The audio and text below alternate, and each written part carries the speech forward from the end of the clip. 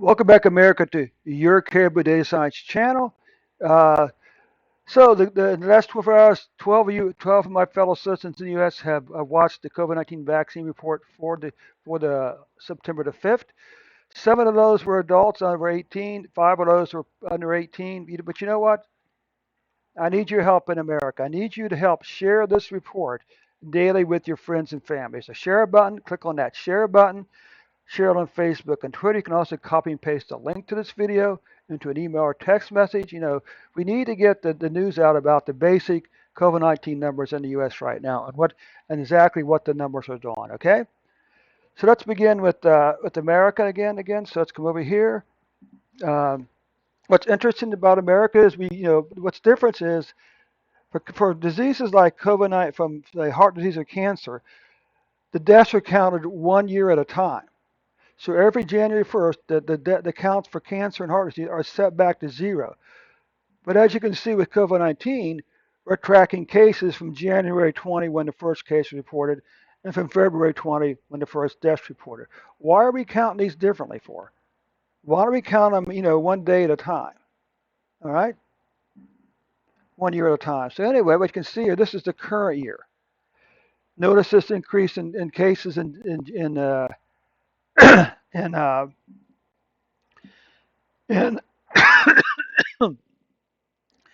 Notice this increase in cases for,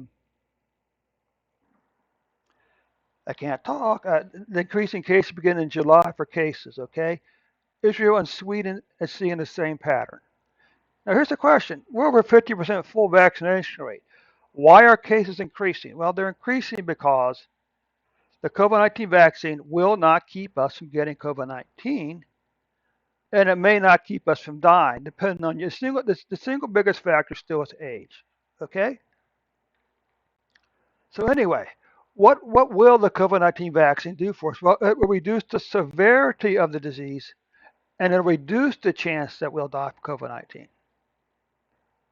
But what this means is if we had a 100% vaccination rate, every man, woman, child in America vaccinated, the COVID-19 cases could continue to climb because it doesn't keep people from getting COVID-19.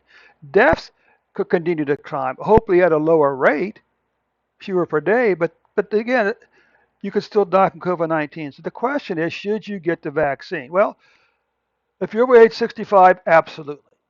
Absolutely. If you're over age 65 like me, why do everything you can to reduce the severity of the disease and to reduce your chance that you will die from it? Suppose you're under 65. Yeah, of course, if you're under 65, you should still get the vaccine for the very same reason. Okay? But here's the question. How many of these people were vaccinated here? What about this? How many of these people were vaccinated? Full vaccinated. Again, you can see increase in deaths beginning in July of 2021. And what you can see here, this is the total number of cases for 2020 and 2020. 2020, with 4 months to go, has almost caught 2020's cases. So we're who knows what the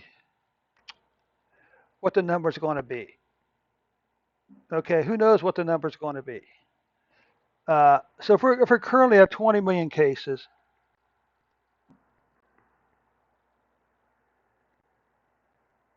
okay,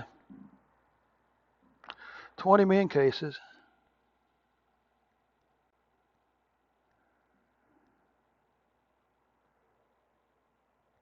20 million divided by 8. So we're currently averaging about 2.5 million cases per day, okay, per month. So if we say 2.5 per month times 4,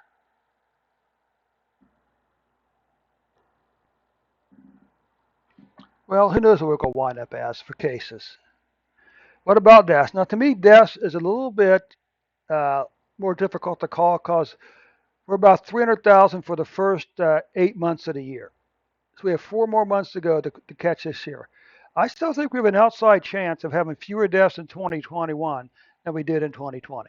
I'm still holding hope we will see fewer deaths. And if that is the case, be sure to shout hip hip hooray because that is a victory. If we have fewer deaths in 2021 we did in 2020, okay, considering the fact that we only had 10 months of, we only count, this is 10 months worth of data, that's a victory. That's a victory. If we have fewer deaths in 2020 than 2020, that's a victory. Okay? Maybe not a big victory, but it is a victory. Okay? Now here you can see, for the first part in like July of 2021, 2020 and 2021 for the 12-month period ending July of 2021, it's almost a mirror image of it. 2020 was up, 2021 through July was down. Deaths, a mirror image again from July to July, a mirror image. Okay. So how many cases are we averaging per day for the 7-day period ending? For the 7-day period ending August the 29th, we were averaging 159,471 cases per day. As far as deaths, as of August the 29th, we were averaging 1,419 deaths per day. You can see this increase in cases. It's getting dangerously close to the spike over here, but again, the COVID-19 vaccine isn't going to affect these numbers. May not, or I should say, may not affect these numbers. Okay? Deaths. Well, deaths are still well below this spike back, but it is past these numbers. It's past the July 2020 numbers. Okay? So last week we had over 10,000 deaths.